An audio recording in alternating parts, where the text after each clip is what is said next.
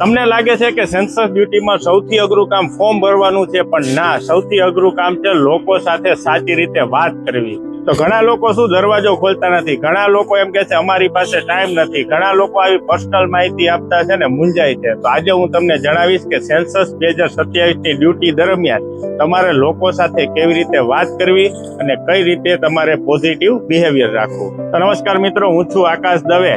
જો તમારે સેન્સસ 2027માં એન્યુમરેટર તરીકેની ડ્યુટી આવી હોય તો આ વિડીયો ખાસ તમારા માટે ઇમ્પોર્ટન્ટ છે, કારણ કે આ વિડીયોમાં હું ફિલ્ડ આધારિત એવા અમુક પોઈન્ટ છે તમને બતાવીશ કે જે તમને રિયલ ફિલ્ડમાં જશો ત્યારે ઘણા ઉપયોગી થશે. તો પાર્ટ 1 એવો છે કે તમે જ્યારે કોઈ ઘરે પહોંચો છો ત્યારે ઘરનો દરવાજો તમારે જોશથી ખખડાવવાનો નથી, તમારે રિસ્પેક્ટફુલ વાત કરવાની છે, ફોનમાં બિઝી રહેવાનું નથી. જેટલા હમ્બલી તમે બિહેવ કરશો એટલું તમને ફાયદો થશે. જલ્દી ફોર્મ ભરો, જલ્દી માહિતી લાવો, મારે હજી બીજા ઘરે જવાનું છે, આવી રીતે છે ને વાત કરવાનું ટાળજો. એની બદલે તમારે રિસ્પેક્ટફુલ વાત કરવાની છે કે નમસ્કાર, હું ભારત સરકારના વસ્તી ગણતરી પ્રક્રિયા માટે આવ્યો છું, મારે તમારી થોડીક માહિતી જોઈતી, જેથી વસ્તી ગણતરી પ્રક્રિયા છે સરળતાથી પૂરી થઈ શકે. આનાથી છે ને એક ટ્રસ્ટ ક્રિએટ થશે.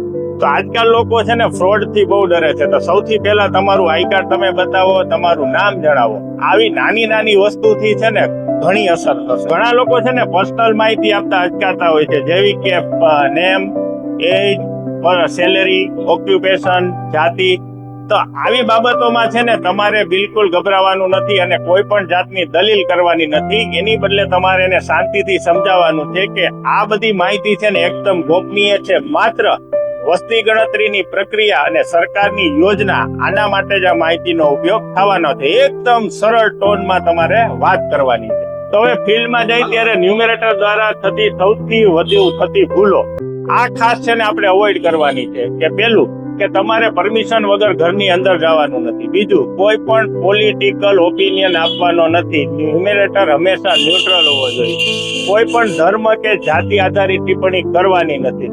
અને મહિલા અને બુઝુર્ગ વ્યક્તિ સાથે હંમેશા રિસ્પેક્ટફુલ વાત કરવાની છે. મિત્રો, ફિલ્ડમાં જશો ને એટલે દરેક વ્યક્તિ છે ને કોઓપરેટિવ નહીં હોય. ઘણા લોકો એવા છે જે ગુસ્સે પણ થશે, પણ તમારે ત્યારે શાંતિથી એને સમજાવવાના છે કે હું સમજી શકું છું તમારો કન્સર્ન, પણ જો તમે ઈચ્છતા હો તો હું તમને શોર્ટમાં આખી પ્રોસેસ સમજાવી દઉં.